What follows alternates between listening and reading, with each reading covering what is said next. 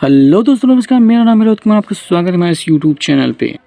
दोस्तों, आपके लिए एक नई वीडियो के साथ आ चुके हैं और इस वीडियो में हम आपको घन के बारे में समझाने का प्रयास करेंगे कि घन क्या होता है। एक इस प्रकार की आकृति जो होती है वो घन कहलाती है। आपने इस घन को देखा होगा किसी प्रकार के डिब्बे में जिसमें गोल कोई चीज़ रखी गई हो, तो वो प्रकार का डिब्बा, या आपने लूडो की गोटी देखी होगी जिसको पासा कहा जाता है। वो पासा एक परफेक्ट घन होता है। आपने उसको तो बिल्कुल देखा ही होगा, ठीक है। तो ये चीज़ें ये जो आकृति होती है वो पासा जो आकृति होती है वो घनाकार आकृति होती है, उसी को कहा जाता है घन। अब इस घन में क्या क्या चीज़ें होती हैं, चलिए उनको पहले समझते हैं। तो कुल मिला के इसमें कितने शीर्ष होते हैं, हम पहले शीर्ष की गिनती कर लेते हैं, ठीक है। और यहाँ पे पहले बात तो ये जान लेंगे कि सभी भुजाएं बराबर होती है, क्योंकि लूडो की गुट्टी में अगर आप चलते हैं कोई लंबाई अगर ऐसे लंबे सा होगा जैसे घनाभ के आकार का होगा, तो ऐसे में तो आपको कोई एक गिनती जो होगी वो तो आए ही नहीं। मान लीजिए अगर हम लूडो की गुट्टी कुछ इस प्रकार से बनाते हैं, ठीक, ये हमने लूडो की गुट्टी कुछ इस प्रकार से बनाई।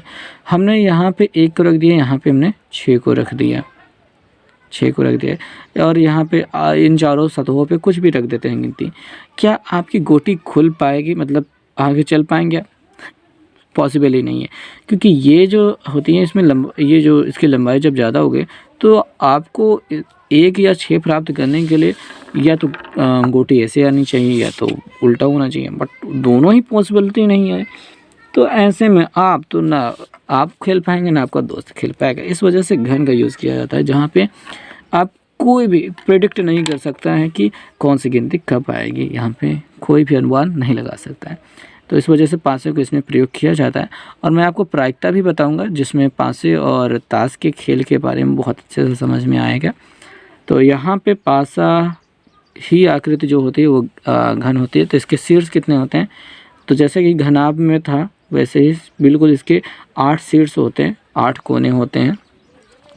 और इसकी कोरों की संख्या की बात करें तो कोर कितनी यूज़ होती हैं, तो वो भी 12 होती हैं, जैसे कि हमने घनाभ में कहा था।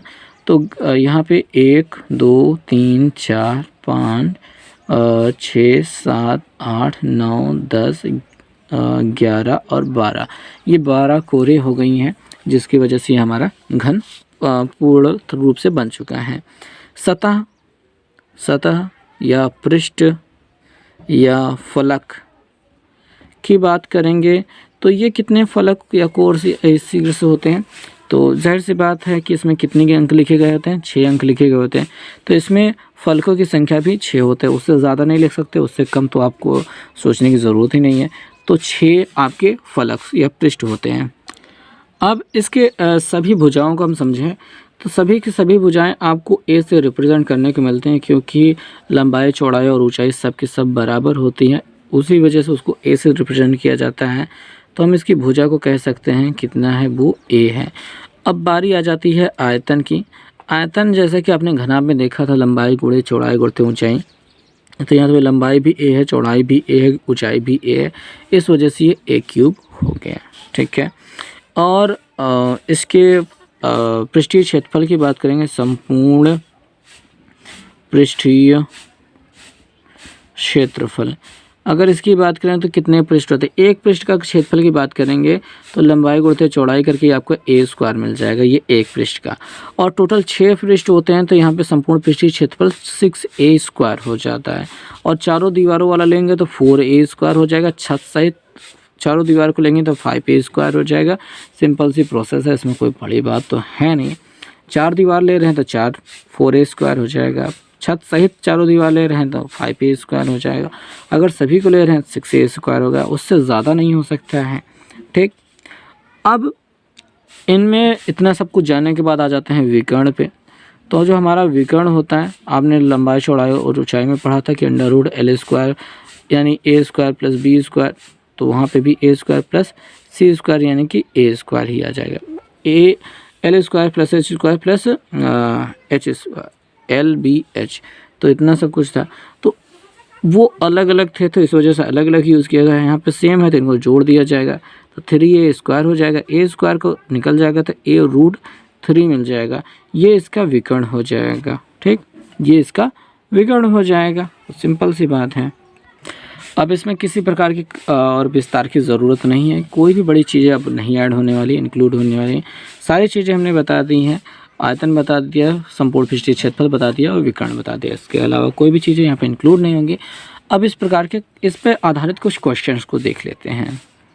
हमको प्रश्न देखने को मिलता है, एक घन का आयतन 8 घन मीटर है, इसका संपूर्ण पृष्ठीय क्षेत्रफल ज्ञात कीजिए।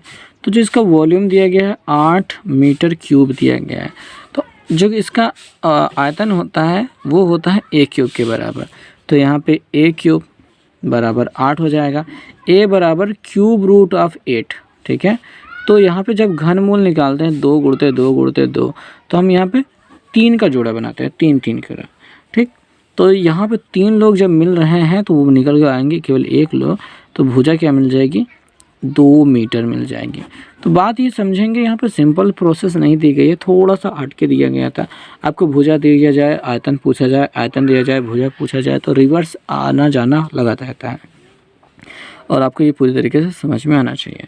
संपूर्ण पृष्ठीय क्षेत्रफल की बात करेंगे तो संपूर्ण पृष्ठीय क्षेत्रफल, ठीक है, संपूर्ण पृष्ठीय क्षेत्रफल की बात करेंगे, जो हमसे पूछा जा रहा है वो होता है 6a स्क्वायर, ठीक है। 6a स्क्वायर होता है, तो यहाँ पे 6 गुणते a स्क्वायर यानी 2 स्क्वायर, तो 6 गुणते 2 दूनी 4, 4 छंग 24, 24 मीटर स्क्वायर आ जाएगा। ये संपूर्ण पृष्ठीय क्षेत्रफल हो जाएगा। और अगर इसके विकर्ण की बात हम कर लेते हैं, ठीक है, तो इसका जो विकर्ण बनेगा वो बहुत सिंपल सा रहेगा, 2√3 रहेगा मीटर में। तो ये आंसर हो चुका है। तो यहाँ पे आपको समझ में आया कि क्या क्या चीज़ें होने वाली हैं, किस प्रकार से घन का आयतन, संपूर्ण पृष्ठीय क्षेत्रफल मतलब निकाला जा सकता है और इसका विकर्ण भी निकाला जा सकता है। और इसके चारों दीवार को अगर आपसे क्षेत्रफल पूछा जाए तो बड़े आराम से आप निकाल सकते हैं 4a स्क्वायर करके। तो उम्मीद है आपको बात समझ में आ गई होगी। अगला जो प्रश्न हम बताना चाहते हैं वो ये है कि एक 5 मीटर भुजा के घन है, ऐसे ही 3 घनों की एक सतह को परस्पर मिलाकर एक घनाभ प्राप्त किया जाता है। घनाभ का संपूर्ण पृष्ठीय क्षेत्रफल आपको ज्ञात करना है। बात तो समझेंगे कि हमारे पास एक घन है, एक घन ऐसा है जिसकी सभी भुजाएं 5 की हैं, पर ऐसे ही 3 घनों को मिला करके इस प्रकार से मिला करके बनाया जाता है। ये हमने दूसरा घन मिलाया। तीसरे घन की बात करेंगे तो तीसरा घन भी कुछ इस प्रकार से मिलेगा और ये मिल गया। अब इस प्रकार जो हमें घनाभ प्राप्त हुआ है, घनाभ देखने में हमें कुछ इस प्रकार से प्राप्त होगा, ये देखेंगे। तो ऐसे डॉट डॉट कर देते हैं तो कुछ ऐसा मिल जाता है। इस प्रकार से जो घनाभ प्राप्त होता है इसका हमको संपूर्ण पृष्ठीय क्षेत्रफल बताना है और वो बड़े आराम से प्राप्त हो जाएगा। भाई यहाँ पे 5 है, ये 5 है, ये 5 है, 5 5 10 5 15, यहाँ पे लेंथ कितनी मिल गई 15। ये 5 था तो ये भी 5 रहेगा क्योंकि अब तो बढ़ नहीं रहा, ऊंचाई जितनी 5 थी उतनी ही 5 रहेगी। तो इसकी लंबाई ही बढ़ गई है, बाकी चौड़ाई और ऊंचाई सेम ही रह रही है। तो ऐसे में हम इसका संपूर्ण पृष्ठीय क्षेत्रफल निकालेंगे, संपूर्ण पृष्ठीय क्षेत्रफल। तो वो हमको क्या समझ में आता है, क्या है 2LB + BH + HL लगने वाला है यहाँ पे, और कोई भी बड़ी बात नहीं होने वाली है। L कितना है, ये 15 गुणते 5 चलेगा, प्लस 5 गुणते 5 चलेगा, प्लस 5 गुणते 15 चल जाएगा। ये हो जाएगी चीज़ें, ठीक है। लंबाई गुणते चौड़ाई, चौड़ाई गुणते ऊंचाई, ऊंचाई गुणते लंबाई, फिर से वही रिवर्स। तो अब यहाँ पे 2 15 पचे 75 होता है, प्लस 5 पचम 25 होता है, प्लस 15 पचे 75 होता है। जोड़ेंगे 75 25 जोड़ने पे 100 होता है, 100 और 75 जोड़ने पे 175 हो जाएगा। तो 2 गुणते हमको 175 मिल गया। गुणा कर देंगे, 2 पंचे 10, 7 दूनी 14, 1 15, 2 कम 2 1 3, 350 मिल गया है। और सब अगर मीटर में चल रहे हैं तो ये मीटर क्यूब नहीं, मीटर स्क्वायर है, वर्ग मीटर है, क्योंकि क्षेत्रफल निकाल रहे हैं। तो ये 350 वर्ग मीटर। आप इसका आयतन भी निकाल सकते हैं, संपूर्ण पृष्ठीय क्षेत्रफल तो निकाल ही लिया, विकर्ण भी निकाल सकते हैं। इसका आयतन घन आयतन और संपूर्ण पृष्ठीय क्षेत्रफल और विकर्ण भी निकाल सकते हैं आप एक घन का, जो एक घन 5 मीटर भुजा वाला दिया था हमें, तो आप इसका भी निकाल सकते हैं अलग अलग। तो इस प्रकार की ये सवाल रहती है और इसमें जो सवालें हैं, जितने भी ये सवालें हैं आप कर पाएंगे। वैसे तो घन और घनाभ और गोला और शंख से मिलाकर बहुत ही अच्छी सवालें बनती हैं, वहाँ तक भी पहुँचेंगे। और अगले वीडियो में हम बेलन के बारे में बताएंगे। बेलन, तो अभी तो बस इतना ही। बेलन भी बिल्कुल इसी के जैसा है। तो अगर आप चैनल पर नए हैं तो चैनल को सब्सक्राइब कर लीजिएगा, वीडियो को लाइक कर दीजिएगा, दोस्तों के साथ शेयर कर दीजिएगा। मिलेंगे अगले वीडियो में और बेलन के साथ में। तो बेलन कुछ ऐसी प्रकार की आकृति होती है, इसी के बारे में हम समझेंगे।